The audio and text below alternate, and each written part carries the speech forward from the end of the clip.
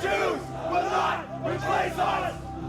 Jews will not replace us! Universities, the torch-wielding white nationalists coming face-to-face. A demonstration by white nationalists at the University of Virginia in Charlottesville. White lives matter!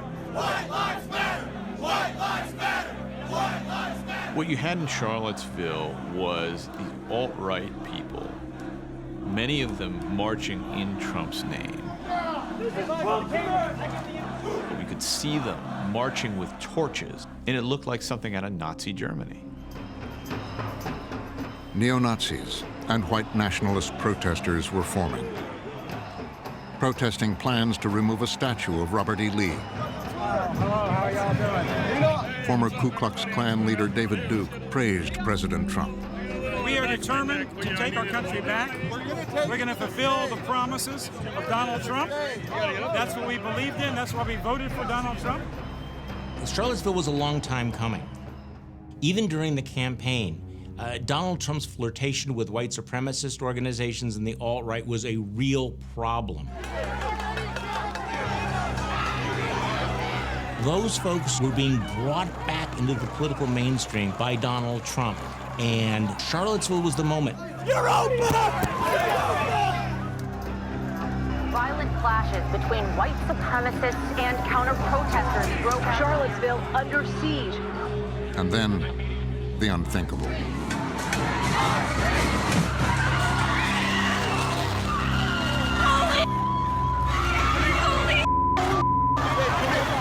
A man drives his vehicle into the crowd, killing Heather Heyer and wounding others.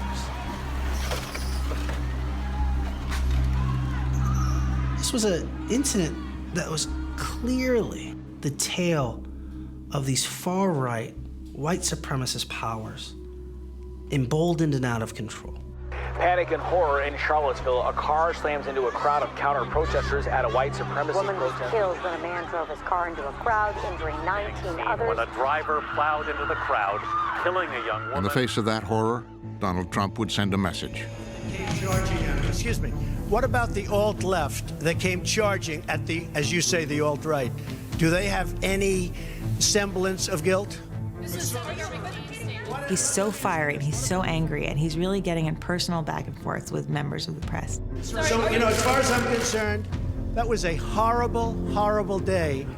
Wait a minute, I'm not finished. I'm not finished, fake news. You have a president of the United States who is willing to give tacit approval to some of the darkest elements of American politics, and even when it goes wrong, even when it turns ugly, he's unwilling to denounce it, because these were allies that were useful and you didn't want to alienate them. I think there's blame on both sides, and I have no doubt about it, and you don't have any doubt about it either. And if you reported it accurately, you would say. And you had some very bad people in that group. You also had people that were very fine people on both sides.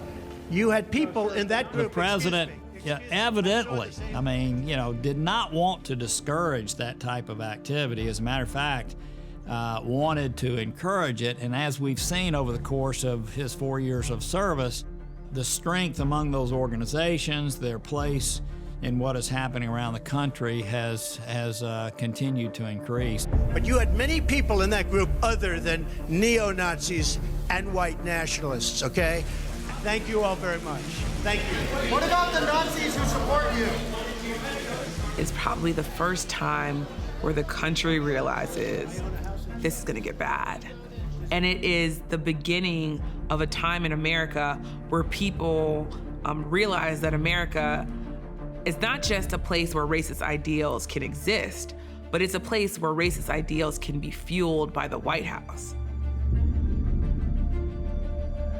President Trump is being criticized by fellow Republicans for being Some Republicans broke ranks and came out against him. White supremacy, bigotry, and racism have absolutely no place in our society, and no one, especially POTUS, should ever tolerate it. Mr. President, you can't allow #white supremacists to share only part of blame. There's no moral equivalency between racists and Americans standing up to defy hate and bigotry. I reacted in a way that most of my colleagues did as well, that this was not where a president should be. This was a layup. This was easy. You know, if there's white supremacy in any form, you condemn it. I mean, that's the easy thing to do, and he didn't. And thought, oh man, that's really drilling down on the base. While Vice President Pence condemned white supremacists, he also stepped up to defend the president. Quotes. Many in the media have spent an awful lot of time focusing on what the president said and criticisms of what the president said, instead of criticizing those who brought that hatred and violence to the streets of Charlottesville, Virginia. He certainly was appalled at the events in Charlottesville. I have heard him say that behind closed doors. The problem is, this is a White House where if he said that, it would be in direct contradiction to sort of the sidestepping that the president was doing. But by doing that, when you're Mike Pence, you're enabling it to happen again.